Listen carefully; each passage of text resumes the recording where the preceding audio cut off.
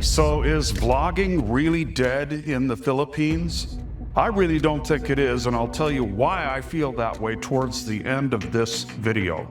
But first, I'm going to get into some things that have happened that's caused content creators here on YouTube to be a little freaked out.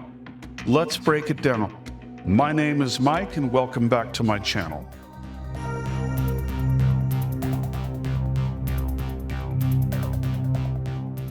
Okay, so here's the rundown of what we know so far. It was back in April of 2025 when a well-known Russian vlogger was arrested in the Philippines. I'm sure a lot of you know who he is. Since then, the National Privacy Commission, or NPC, has released new regulations that apply to anyone using a camera to post, upload, or share content online, whether it's for commercial purposes or not. That means it affects all of us, YouTubers, TikTokers, even people casually posting photos or videos online. The NPC defines a camera recording device as pretty much anything that captures audio or video. Phones, GoPros, cameras, even smart glasses. Drones weren't mentioned, but it's safe to assume that they're included too. Now here's where things can get serious. The NPC requires vloggers to do three main things when filming in public or semi-public places. 1. Get permission. If you're filming a specific person, you need to let them know and get their consent before posting. 2. Privacy notice. You must have a notice on your channel or social media explaining how people can object to being shown and how they can request a takedown. 3. Blur bystanders. And this is a big one. Vloggers are now required to blur the faces of bystanders who appear in your footage, especially children or vulnerable individuals. Now, I already get permission when I interview people, so that's no problem. But the third rule could potentially be challenging. Anyone who wanders into your frame, even for a second, must be blurred.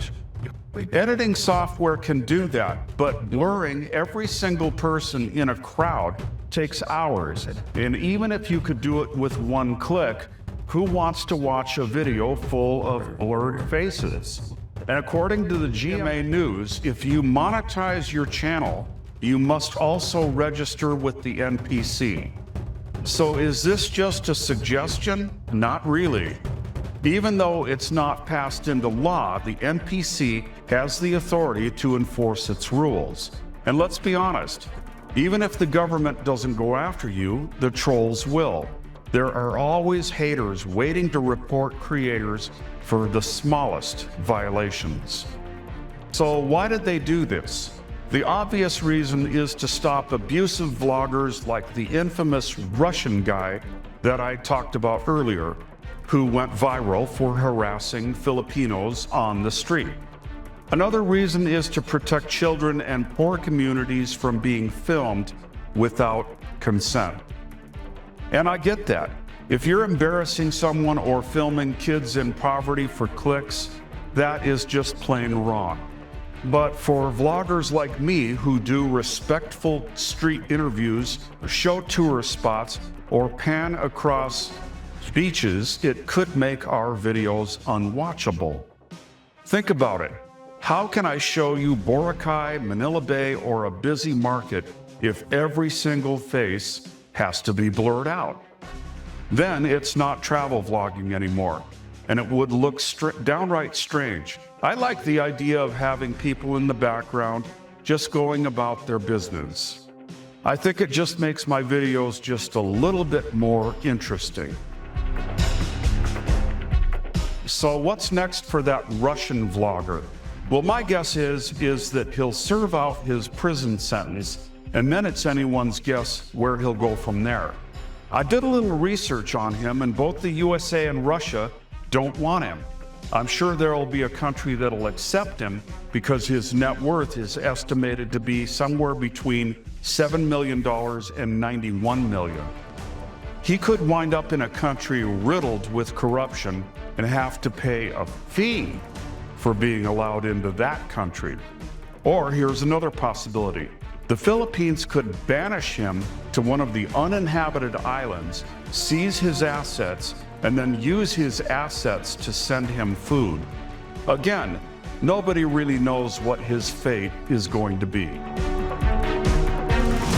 So you could make the argument that it was the Russian who ruined it for other content creators in the Philippines. Well, I don't know that he has, and the reason why I say that is because maybe the Philippines just wants to prevent the rest of us from crossing the lines that the Russian did. And who can blame them? But I also don't know of any other YouTubers that have done anything so egregious that they're in any kind of danger. Not even close. With that being said, I'm still going to err on the side of caution. From now on, whether it's on my channel or my larger channel, if I'm doing street interviews out in public, I'm going to see to it that no one is in the background. I'll take every precaution that I can. Well, that'll wrap up this video. Be sure to like, subscribe, and share.